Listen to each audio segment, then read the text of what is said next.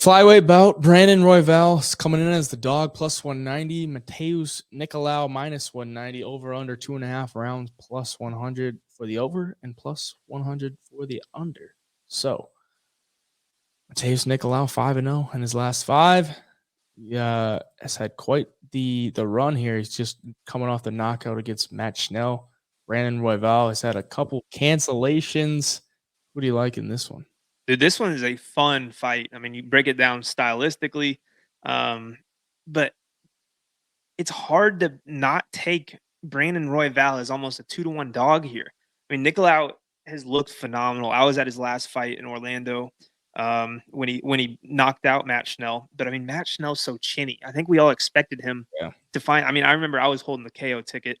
I think everybody was expecting him to at least do a ton of damage in that fight. And then the two times he has lost has been by knockout just one knockout in the UFC, but he's been knocked out outside of the UFC too. And Royval's a dog, man. He can kind of do it all. I mean, he'll land some significant strikes. He doesn't have a high takedown average, but when it goes to the ground, the dude is slick on the ground with that jiu-jitsu. Nicolau's a black belt as well. He's going to be good on the ground too. But both of these guys are fast on the feet. Both guys are pretty creative. I want to say that Royval is probably the more creative striker. He's going to throw more flashy shots, cut better angles. But on the opposite end with Nicolau, his footwork's amazing. His head movement is great. He makes it super hard to hit him. But I mean, it showed that if you can find the chin, you can knock him out. It's just whether or not you're going to be able to find it. But Royval's kind of a long, lanky guy for the division too. He's 5'9" as a flyweight, whereas Nicolau is only 5'6". I think Nicolau's got a 66-inch reach. Royval's 68. Royval's also a southpaw. I just see if anybody's going to give Nicolau problems at this level in the flyweight division, it's a guy like Royval. I think he probably runs through everybody else until he gets up to the Pantojas and the Morenos and Figueiredos and such. But a guy like Brandon Royval is super dangerous, especially for Nicolau. So I think this could be a closer fight than the odds leading on. If it goes to the ground, you're going to see straight up class. I mean, these two could look like, the highest level jiu-jitsu you're going to see in the UFC if these guys are rolling around on the ground together. And I can't wait for it, man. For the pick, I'm going to ride with the dog again. I'm going to say Brandon Royval pulls off the upset.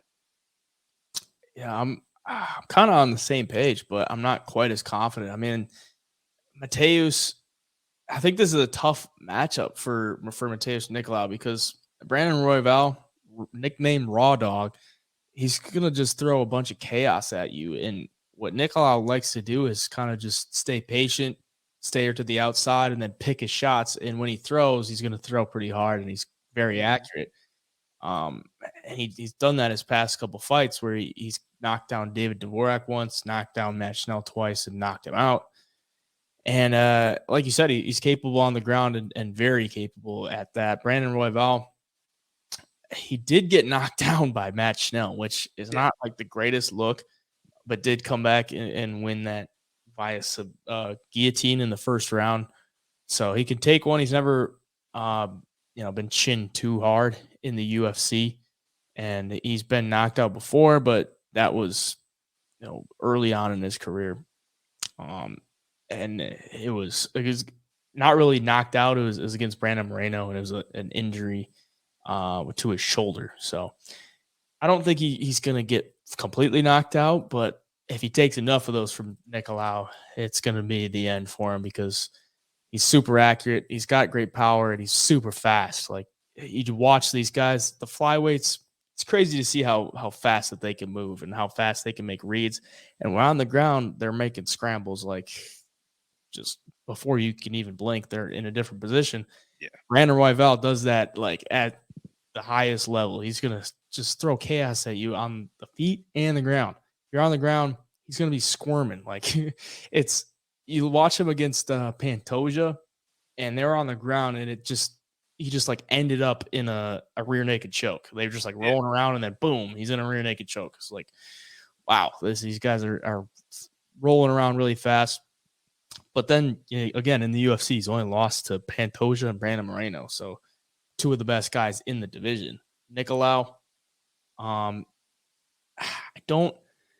His only loss in the UFC is to Dustin Ortiz. He got head kicked. But since then, he's only been really good. I just think the pressure of Brandon Royval might get to him. Like, he likes to just stand to the outside, and he's going to be super patient. I remember watching that fight against David Dvorak, and I was at that fight, and the guys they just like wouldn't throw. Like, Nicolau is not going to push any kind of offense on you. He's just going to look to counter you. And if Royval, it's kind of like tough because Royval, it could be a problem for Nicolau if he's just super aggressive and Nicolau can't even look to counter, or he can be too aggressive and Nicolau's just counter him like back and forth.